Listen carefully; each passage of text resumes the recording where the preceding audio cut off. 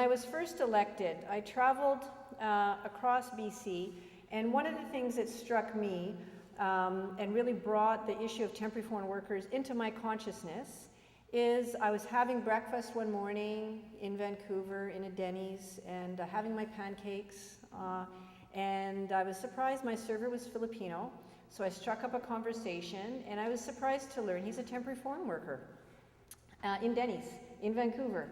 And I said, oh, that's interesting. And he said, well, actually, all of the workforce there were temporary foreign workers, and majority from the Philippines. I gave him my card, and I said, well, if you have any questions, please feel free to come to my office, and I can help answer some questions. So he came to my office, and he said his hours weren't being, he wasn't getting his hours that were agreed in his contract, wasn't getting overtime, and there are these other discrepancies.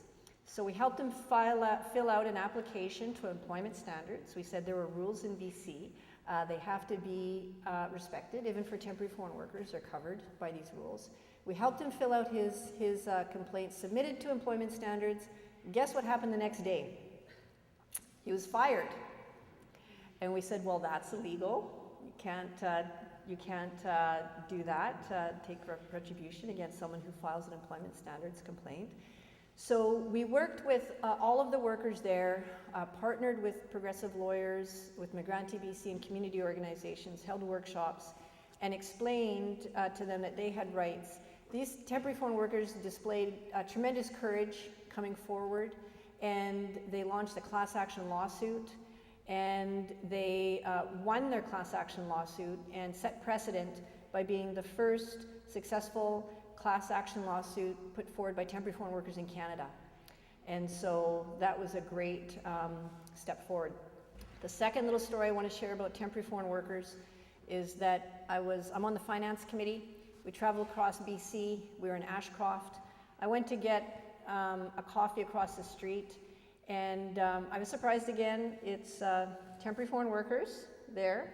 So I went inside into my colleague, the Liberal MLA there, and I said, did you know that you have temporary foreign workers here in Ashcroft? And she said, wow, that's a surprise. She didn't know that. And I think this has really been something that's under, kind of under the awareness of British Columbians. And over 80,000, because it's relatively recent that we've been seeing more temporary foreign workers come in. So this is the story, I think, bringing out those stories.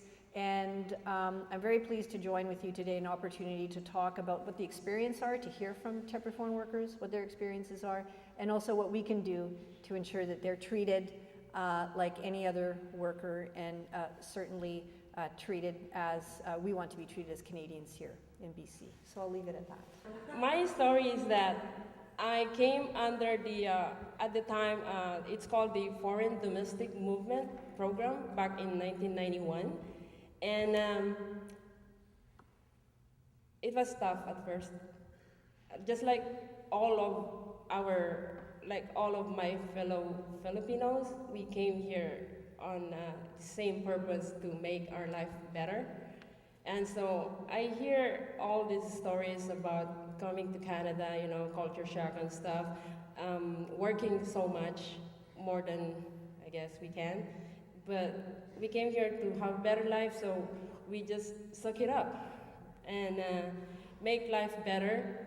And one of the things also for us coming to Canada is to not only to help our family here, but to help a lot of our families back in the Philippines. I got connected with the TFW program because I myself is a worker, temporary foreign worker, and I've been doing this for 15 years, including my 2 years here in Canada. So when I first heard the news of the opportunity to come here in Canada, that was in my 10 years in Kuwait. I heard that opportunity to come here, but I still did not grab the opportunity because of the rate, the hourly rate they're offering at that time is only $9 per hour. And my salary in Kuwait is much higher than the $9 per hour because I'm already a second assistant manager in McDonald's. But then when there's October 2012,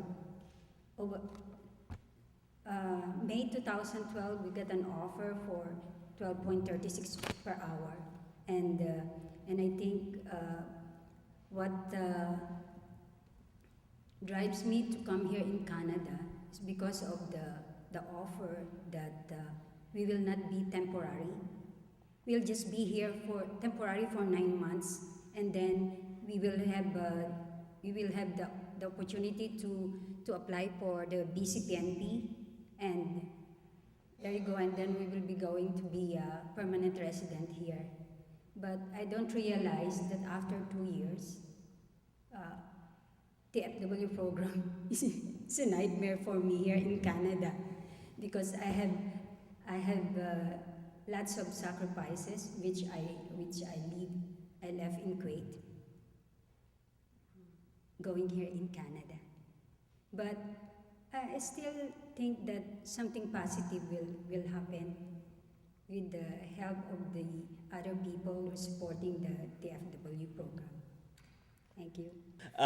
The Canadian Labour Congress represents approximately 3.3 million working unionized men and women across Canada. And our main interaction with the temporary foreign worker program and all kind of programs at the federal level is through the federal government. So we have been involved in several submissions to various departments at the federal government, as well as work with our affiliates who carry out the day-to-day contact with temporary foreign workers across Canada. So we have made several submissions, and we've been fighting for reforms to the program, and I'll talk more about them later, but mainly to make it so it's not so easy to exploit workers, and to make sure that when there are problems like Mabel mentioned, that the employers are just not allowed to. What they have traditionally done is just take away the work permit, and then the worker can no longer stay in Canada. The most egregious example I've heard of that, I've heard of several, but the one that strikes for me is some UFCW, United Food and Commercial Workers Union, were in the process of organizing some migrant farm workers in the Lower Mainland. The employer got wind of this, bundled up all the workers in the middle of the night, phoned up the government, revoked all their work permits, put them on a flight, and threw them back to Mexico. So from the time that they found out that this organizing drive was going on to the time that the workers were gone, apparently it was about 36 hours, and there was no regress. They were permitted to do that by the government, and that was the thing that I've been dealing with it a lot over the years, but that was one that really opened my eyes to the large problems of the program. My experience with temporary foreign workers is generally in helping them look for opportunities to stay in Canada permanently. As I'll speak about later as well, there's not a lot of opportunities necessarily for all temporary foreign workers in Canada, and that's basically my exposure to the program from my professional standpoint.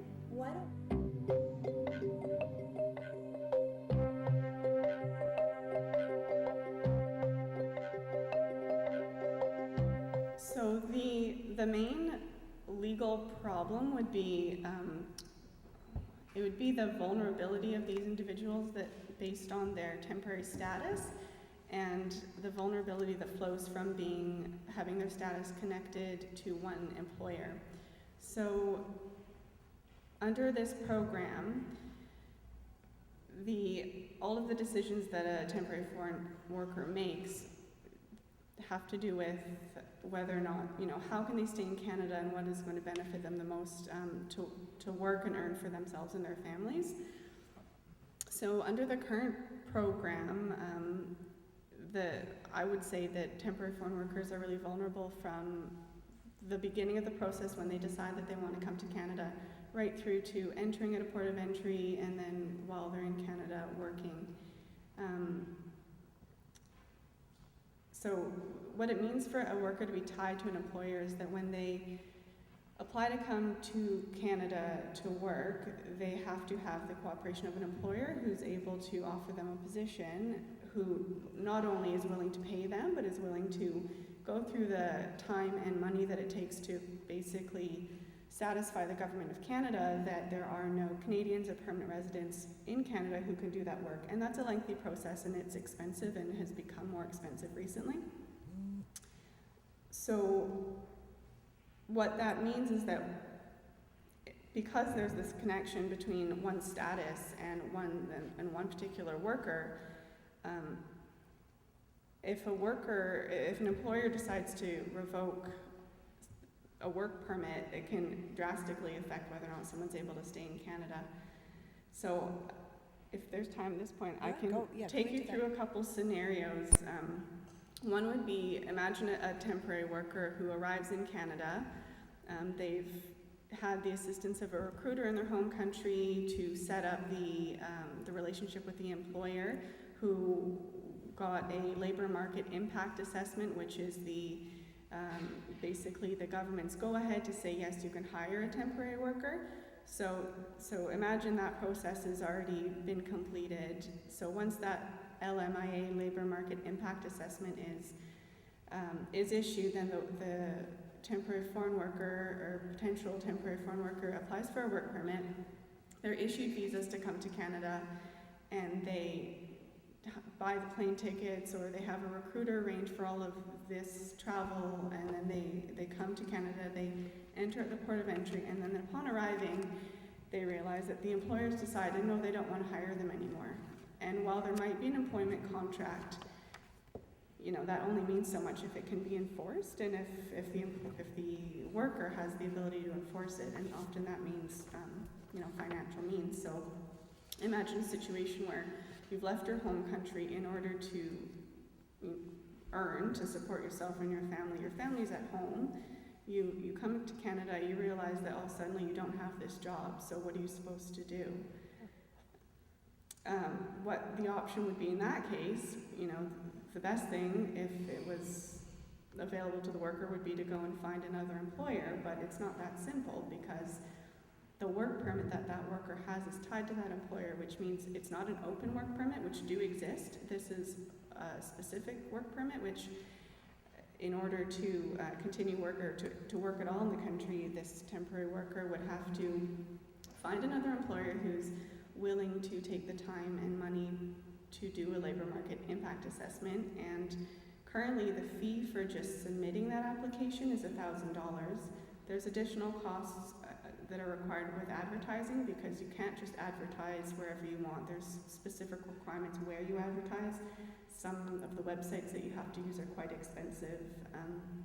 It goes on, there's various costs. Often people hire, as was mentioned already, the forms that are involved in doing LMIA and immigration applications are quite complex, and so often people will hire someone to help them with this, and there's a cost associated with that.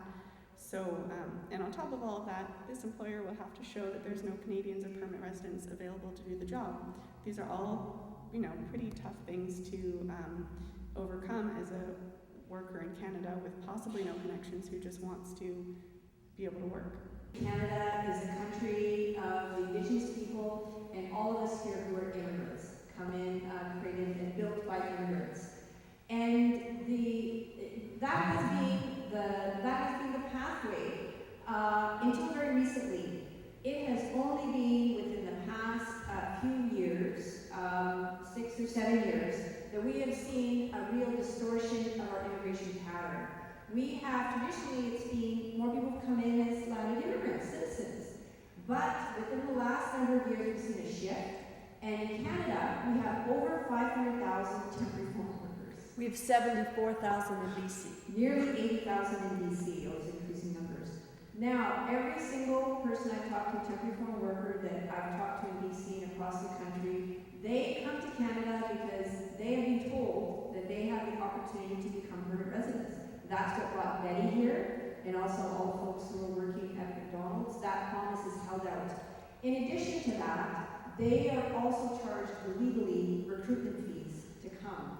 So everybody comes with the expectation to become permanent residents, and because Darcy mentioned they're held by their employer, and it's privatized immigration where their employer has to sponsor them under the current system, people do not come forward if they have problems.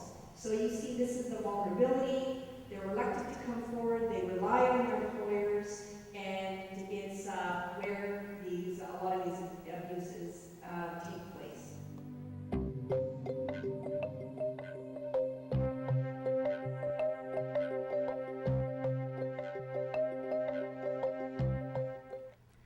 I think we've definitely seen those reports, and I've read them, and I've seen the concerns of just talking to people I know around my friends and family.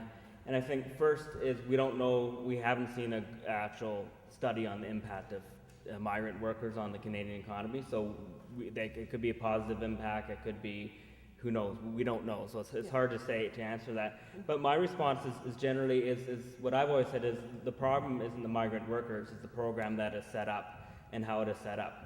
And it is purposely set up in a way that it does pit workers against each other. It's set up in a way that it makes them very open to exploitation. It sets up a way that it sets up a wage rate that they can pay some workers in the worksite less than other workers. And not only that, they can use that pay to drive down pay for all the workers at one worksite. So I think the response that what I say is a concern that they should really be telling the government is that this is a program that needs to be fixed in terms of the exploitation of workers. Temporary foreign workers is, as I said, is currently set up to pit workers against each other, and it's working despite what the federal government likes to say now. They seem to be against the program, but it was set up by the federal government to do exactly what it's done now, which is to really set up a very vulnerable class of workers that can be exploited very easily. And now, because they're getting heat by the voters, all of a sudden it's not their idea, it's not our program, we don't like it, which I think is quite dishonest. So we've asked for several reforms to it. I guess the biggest one is a path to permanent residence, which I've heard from most of the panel members. And the workers that are currently on a permit should be given that opportunity immediately. Like, that should be something that should be given to all workers right away. And then going forward, there should be a very clear path for workers when they start the program about exactly what can they expect when they come to Canada. And that's something that the government is not fulfilling, in our opinion, their obligations on that front.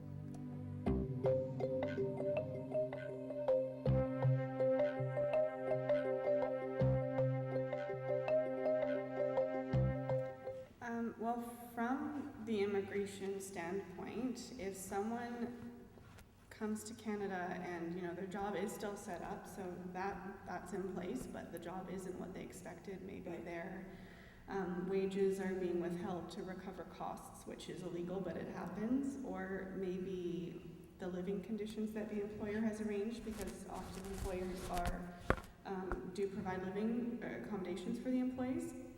Maybe that's not up to par, or maybe they're made to work longer hours. Whatever it is, maybe if the contract if the working conditions aren't what was in the contract, then legally, under the way that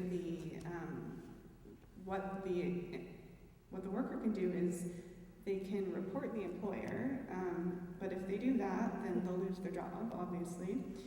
And if that employer has other temporary foreign workers working for them, then all of those workers will lose their jobs.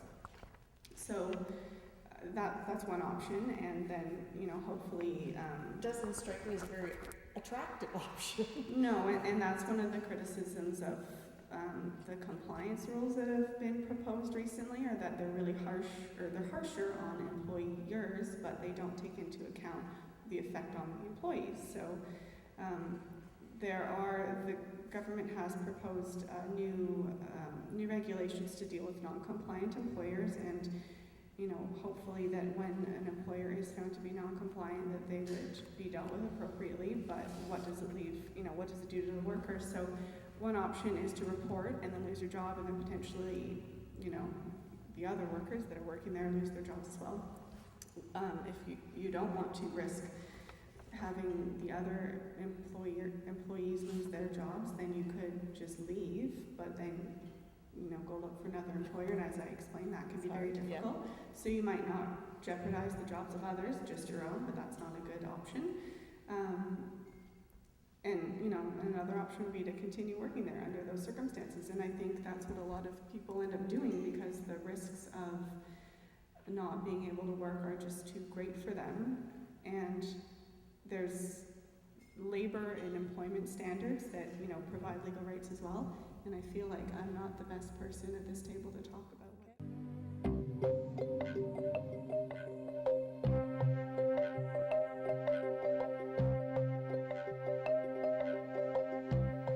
Yes, so it's a federal program, immigration.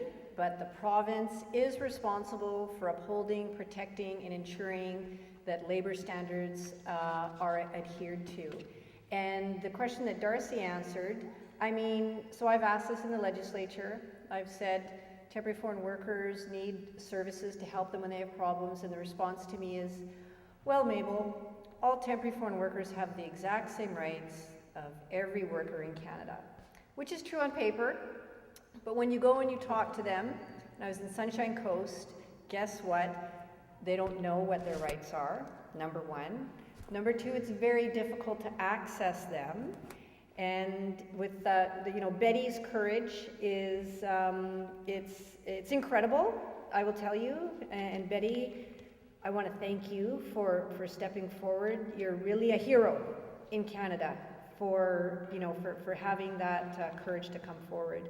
And that's exceptional, to really brave not only the repercussions from the employer, but jeopardizing her status. And this is what we have. There are very little, besides we've got Darcy, thanks, and this is what it takes for justice for temporary foreign workers. We have to have advocates who are willing to volunteer their time, and Orion from the Labour Council and also from the community to step forward, because there is a gap. And so my answer is, yes, the provincial government has a role and a responsibility to we can look at what other provinces are doing to play a role to regulate recruiters, which charge workers illegally recruitment fees. We can regulate employers in British Columbia. Currently, there is no oversight at all, but the provincial government has opened the doors to temporary foreign workers, but they don't provide leadership. So yes, we should bring in, like Manitoba, the ability to regulate employers and also require recruiters are licensed and that they have to post a bond, and at least there's that oversight. So those are some clear areas where we can take a positive step, and actually we're bringing forward these recommendations to the government.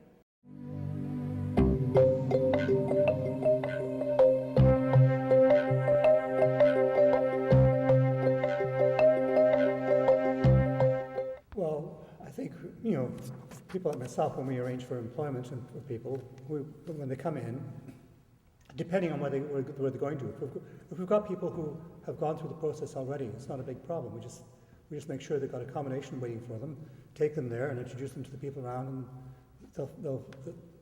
it's particularly useful with Filipinos, because Filipinos are much more inclusive.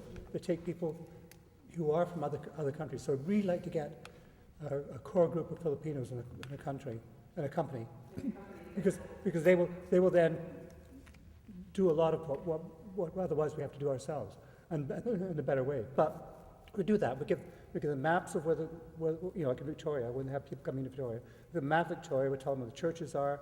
We set them up we take them by hand in hand.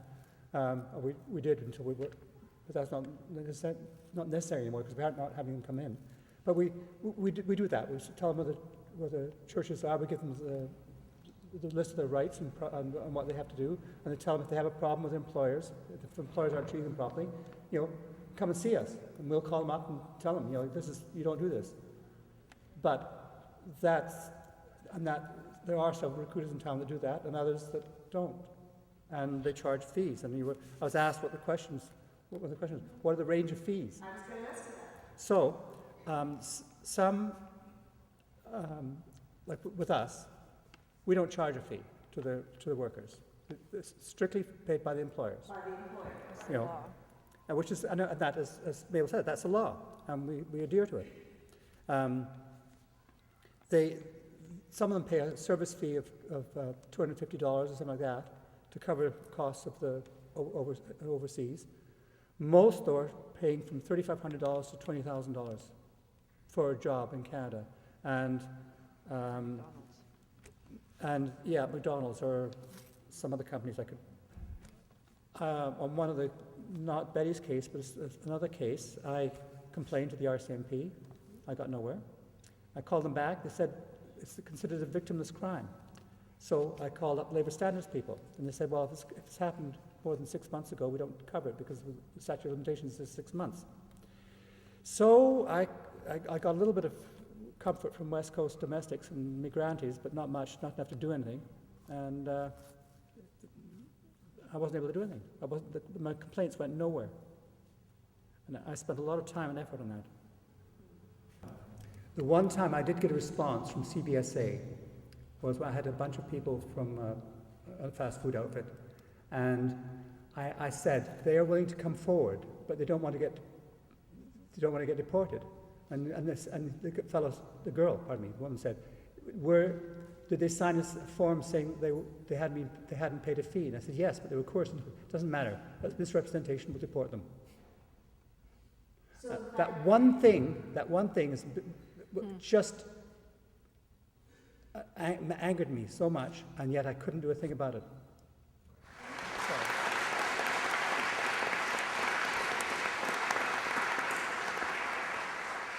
Do we have democracy in Canada? Yes, the short answer is yes. Now, the long answer is there are many types of democracy. You have the democracy from the Athenians, where they, in a way, call direct democracy because everybody would participate. But when you look closer to that type of direct democracy, you find that everybody was about 10% of the population, because there were slaves, and there were women, and there were people that did not own property, so they were not allowed to participate in that great direct democracy. So the idea of direct democracy was wonderful, but it wasn't practice, really. From 200 years ago or so, we have the kind of democracy here, which is called representative democracy. And the kings gave some concession to include some politicians. Well, we are very close to elections, and on elections day, practicing this representative democracy, what we do is we go to the ballot box and we basically legally authorize a few people to make all the legislation for us. In other words, on election day, what we do is actually we divest ourselves from the responsibility of making political decisions. So we call that democracy. In fact, it's giving up of democracy. Yeah. So, but given the circumstances that we didn't have before technology that we do have now, say 200 years ago there was no computers, no the communication technology advances that we have now. So it was difficult for people to, for politicians to get an opinion from everybody else. So it was perhaps the best type of democracy to have representation. The computer technology has actually changed the possibilities for people to participate. So if we have these new possibilities, then direct democracy through referendum and plebiscites is possible. And we should use plebiscites and referendums, if not officially, because they can do that, but unofficially, like nowpolling.ca, where we can put our ideas of how to rule, how to make rules.